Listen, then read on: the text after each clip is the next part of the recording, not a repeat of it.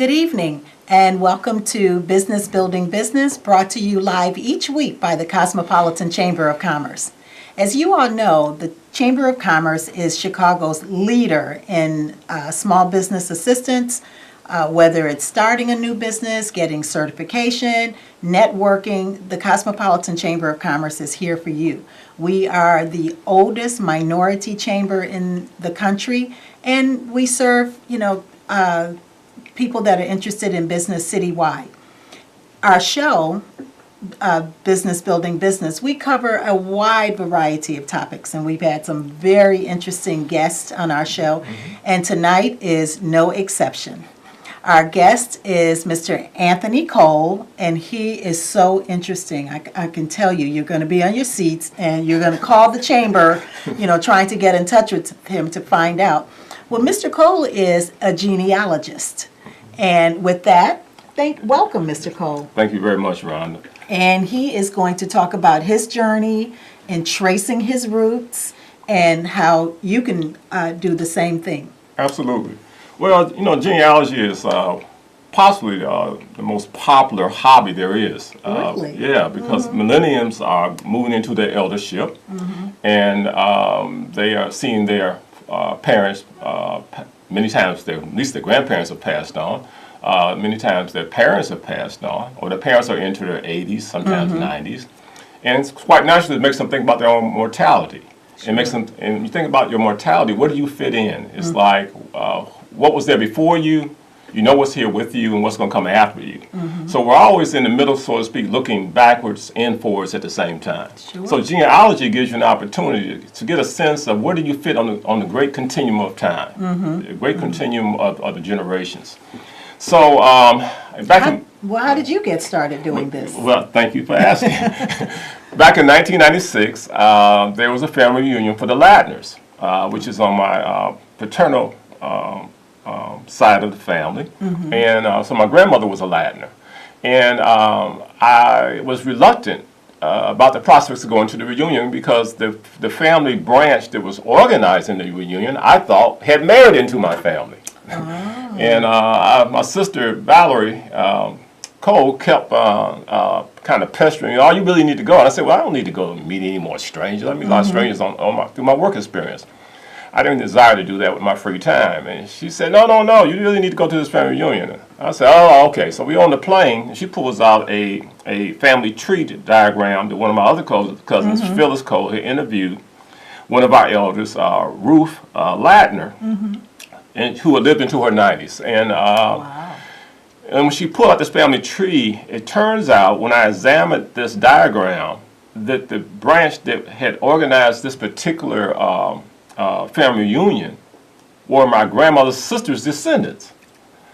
So and you didn't know I had no idea. So lo and behold, I'm thinking these folks this branch had married into my family and what have you. And it turns out they are exactly of the same blood. So not exactly, but very much of the same blood. As they say, they were your kin. They were very much my kin, part of the tribe, as they would say.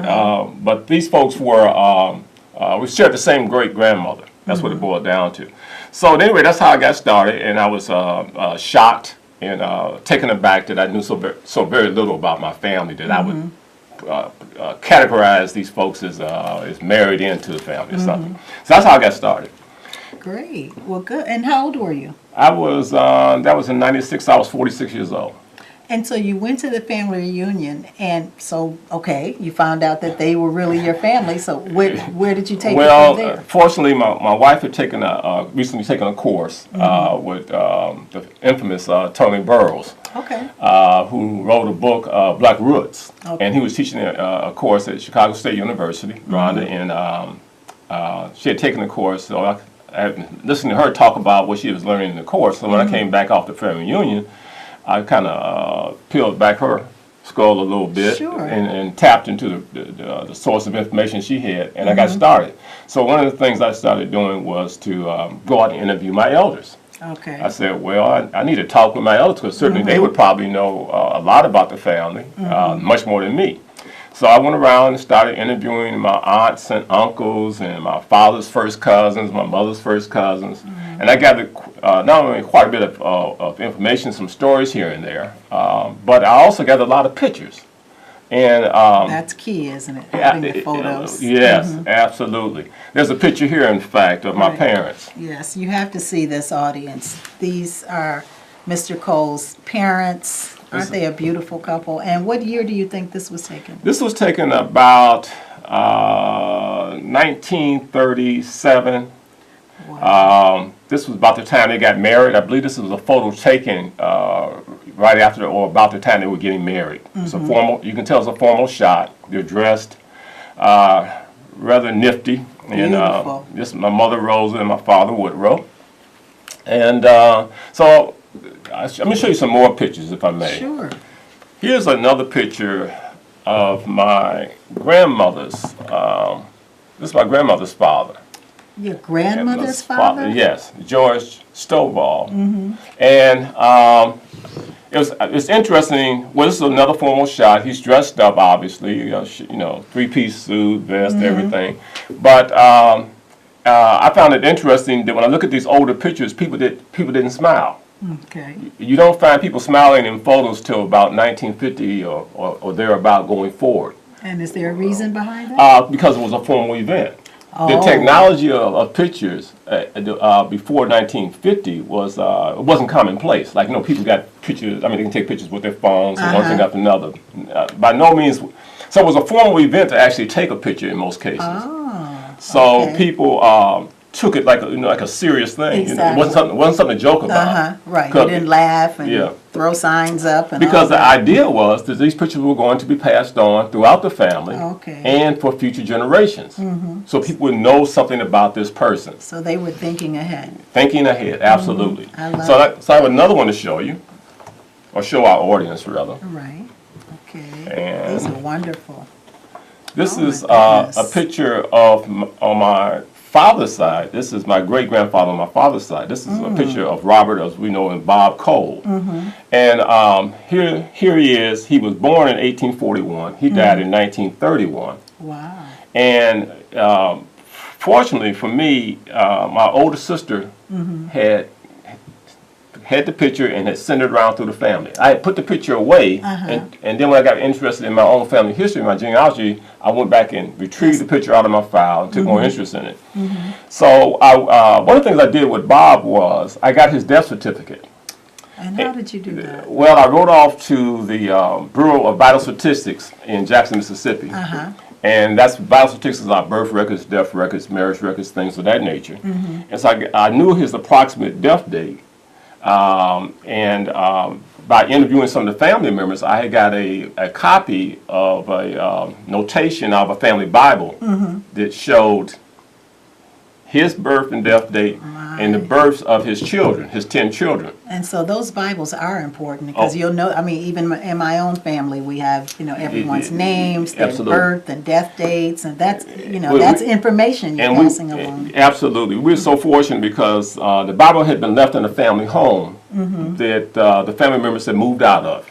Oh. And a friend of the family had moved in. She found this Bible, and she said, "My goodness, this is valuable information that your family, needs to have." And she made copies of these of the information and passed it on, and then it got passed on throughout the family. So I knew his Bob's death date, and so I requested the death certificate. The death certificate told me where he was buried at, Shiloh Baptist Cemetery. Wow. So I had the interest and the means and the time to go down to Newton County, Mississippi. And I went down to Newton County, Mississippi, and stopped the first older person I saw on the side of a road as I was approaching the town, and told him I was looking for Shiloh Baptist Cemetery. He said, "Oh, sure. As soon as this lady's husband comes to relieve me because she was having car trouble, I'll take you around there."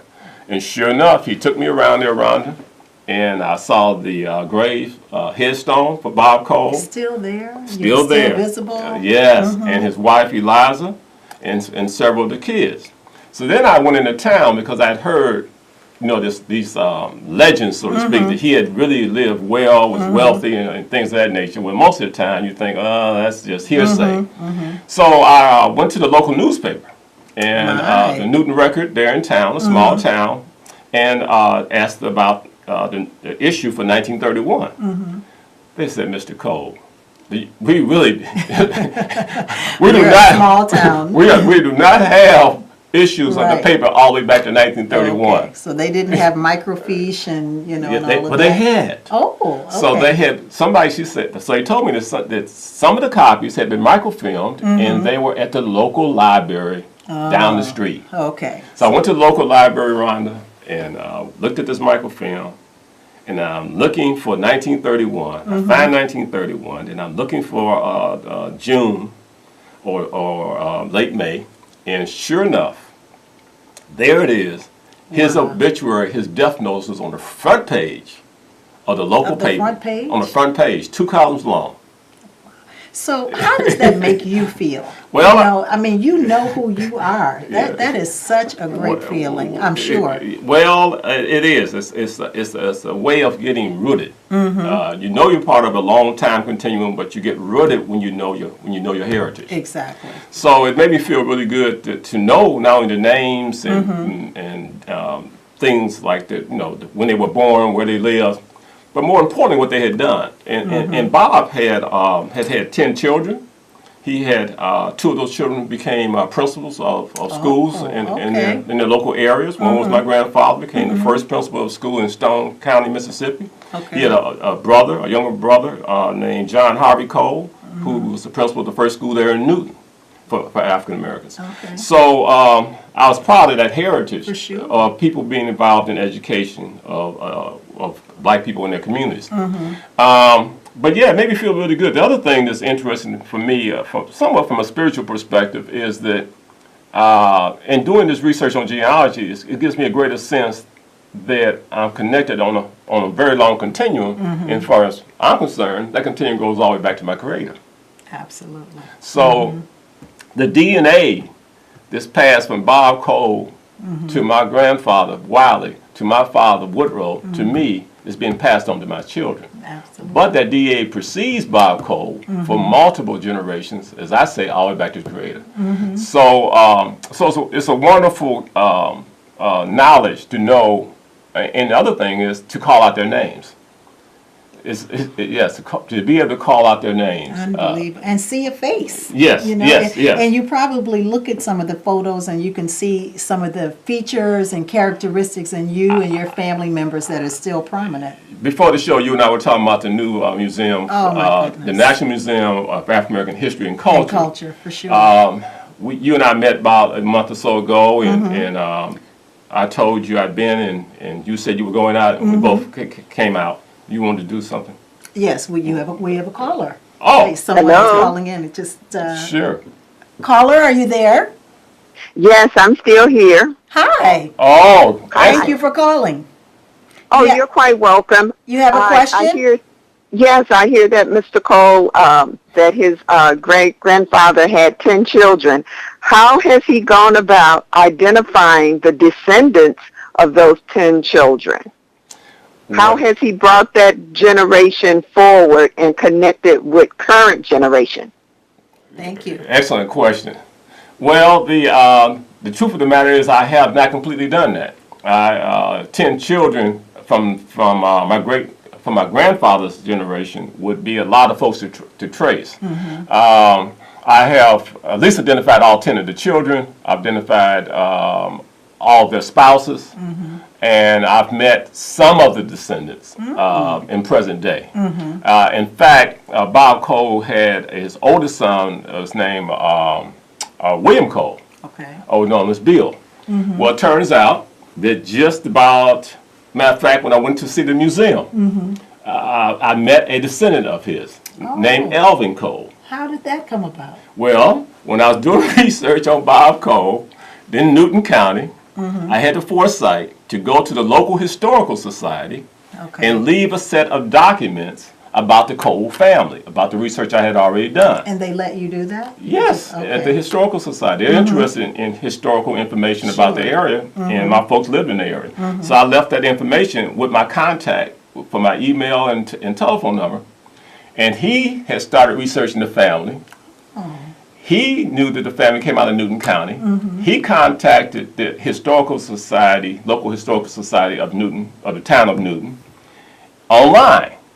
And when he pressed in through the index any information on the Coles, my information popped up. Wow. So he reached out to me and called me a couple of years ago, and we've been corresponding on and off. And so how would he be related to you? He's your great cousin or? He's, we're first cousins, probably twice removed. Okay. And what does that mean when you say, explain that to me, when you say once removed, twice removed? Wonderful. Yes. Well, okay, so Bob Cole, he and I share the same great-grandfather, which is Bob Cole. Okay. Great-great-grandfather, I guess you would say. So, let me see, is it great? This is your father's grandfather. That's my father's grandfather. Okay. So he's my great-great-grandfather. So, so Bob Cole had those 10 children. One of them was my grandfather, Wiley, and the oldest child was Bill. So Bill had children, and one of those children, so Bill's children and let me see, Bill and Wiley's children would have been first cousins. Okay. So any descendants of them would be second cousins. Second cousins. Yeah. Okay. Or some people say first cousin once removed, first cousin second. Alrighty. And it's really generations down. It's cousins, first cousins having kids, those kids having kids. And then you're saying that first cousins first, and first cousin once removed, and first cousin. I see. So once removed Twice would be removed. twice removed would be the first cousin's children. Yes. Okay. Yes. Alrighty. I've heard the term, but I didn't know exactly, how that places. But getting back to Alvin Cole, what this caller was asking about, so Alvin Cole is a descendant of Bob Cole through a guy named Bill. So when we got together, we took a picture, and guess what? We favored. And we favored this gentleman, Bob Cole. Wow. You can see the resemblance in Alvin and me. You can still see that physical gene being manifested in our physical appearance. Well, you have such an interesting story, and our audience, they're probably saying, well, how do I do this? How does someone get started? And then, let's go way back. Exactly what is genealogy? Well, it's tracing one's bloodline. If we were speaking a more traditional culture, we'd say your tribal roots. Okay. So it's tracing your bloodline through as far back as you can go in multiple generations. As I was saying earlier, the first thing is to interview the elders so they can tell you some information.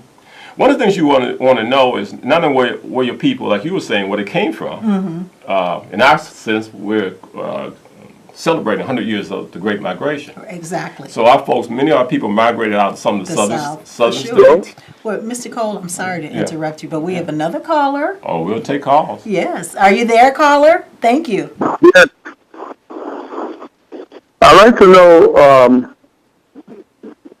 know, my father had a family tree, and when he died, it got lost. How could I do a family tree of both sides of my family?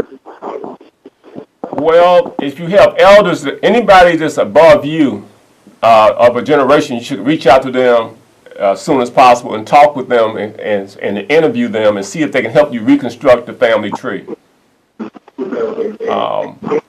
That's one thing you can do. If you happen to know what part of the country they were living in when they were younger, you can go on familysearch.org, and you should be to look at the census records for that county, and you perhaps can find them even in 1930 living, perhaps as a child or in a family setting. So if you happen to know who your grandparents are, you may be able to find your grandparents in 1930. Yes, one side was born in Mississippi, The other side was born in Zanesville, Ohio. Wonderful. You can start with that specific location in Ohio, and then as you interview the elders, find out more specifically what township were they living near in Mississippi. I'm not too sure. Yeah, but once you interview the elders, they may know. They may recall that information. Okay, thank you very much. Thank you for calling. That's excellent. Yes. Very good question. We're just all over the place because this is, it's so much information, but we were talking about the museum. Oh, yes, the National Museum of African American History and Culture is outstanding. Fabulous. You went, I went. I want to encourage everybody to go, but be aware of one thing: you must go online and get a time pass reservation, right? Because it's that much demand to go see the museum. You cannot just walk in or walk up and stand in line and think when you get to the front you're going to get in. You have to have a reservation, so go online to do that. And we have another caller. Oh, excellent. Hi, caller. Thanks for calling. Are you there? Yes. Your question, please, for Mr. Cole. I want him to comment on the fact that he did more research where he was able to find a deed to the land that part of our ancestors have, and some other things. Oh, absolutely. I would like to talk a little bit more about that. I found on the Ladner side, I actually have a book. Let me put this on display. I did this book on the Ladners in about 1998. I published this book. The Ladners, a genealogical review called and subtitled "Gathering Your Forces." But the Ladners, the history is very interesting and rather detailed. It turns out that when I started researching the Ladners, I'd heard that there was a family burial plot. I went and met with one of my cousins, Marvin Boykins, down in Mississippi, and he said as a child he had recalled that where this family plot was. He and I went out in the woods on some family land. Really? We couldn't find it at first. We tried, and the woods were so dark. Everything was gray. It was day. Wow. That's how thick the woods were. So we went through the woods, and I started calling out their names. Remember, I knew their names. Okay. So I started calling them out by their names: Morris Ladner, and While you were in the cemetery. Yeah, John and Phoebe Ladner. While I was in the woods, I didn't even find the in the cemetery. woods, okay. I said, y'all, I need some help. I come all the way from Chicago, and I need to find y'all today. Love it. And so I went, once I called out their names, sure enough, I hit a little clearing, a little path. I walked up the path, and there was the burial site. And this sounds like a movie. I found that burial site.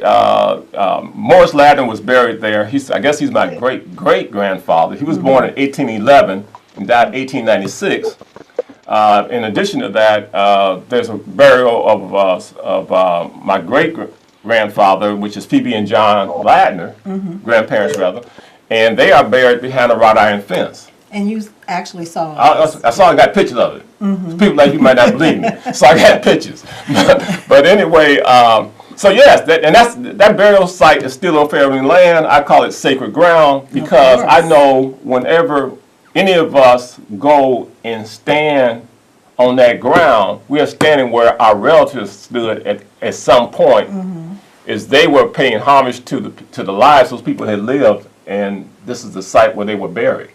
So I know that a multitude of our ancestors were present physically at those very same spot. You were standing on their shoulders. That's right. That's right. So I appreciate the call, and we are busy trying to make sure that burial site is properly maintained for future generations. Okay. Yes. And is it in a cemetery that's owned by the government? Or No, it's owned by our people. It's Oh, still it's owned, private. yes, Really? it's still family land. Okay. Right to this day. So is that any of your family members here in Chicago or wherever across the country, when they pass on, or is that going to be a family tradition that they would be buried in the family land? That doesn't seem to be the inclination at this point. Okay. But we certainly have an interest. When we have our family reunions, we all try to go out to that site. Okay. We have our family reunions in that part of the country. This is out from Poplarville, southern Mississippi, between Hattiesburg and Gulfport. and we tried to have a family reunion down in Gulfport, principally so the family members can actually go out and visit that gravesite and a few others. Wow. Unbelievable. Yeah, so it's phenomenal. It's not a lot of people that when you talk to who do family history research or genealogy, they can point to a great grandparents' burial site. Right, for sure. Yeah, and Exactly. so we had several people that were born in the early 1800s that buried at that site. Yes, thanks so much for the call. Yeah, well, thank you. And it looks like we have come to the end of our show for tonight. I know this went so fast, and I could talk to you a lot more, even about all the photos that we both saw at the museum, and the things you're doing. Mr. Cole, we would love to have you back on. I'll be glad to come back. We'd appreciate it. Thank you. What a beautiful story. And thank you, guests, for joining in. We appreciate your support. And again, Business Building Business brought to you by the Cosmopolitan Chamber of Commerce. Good night. Good night.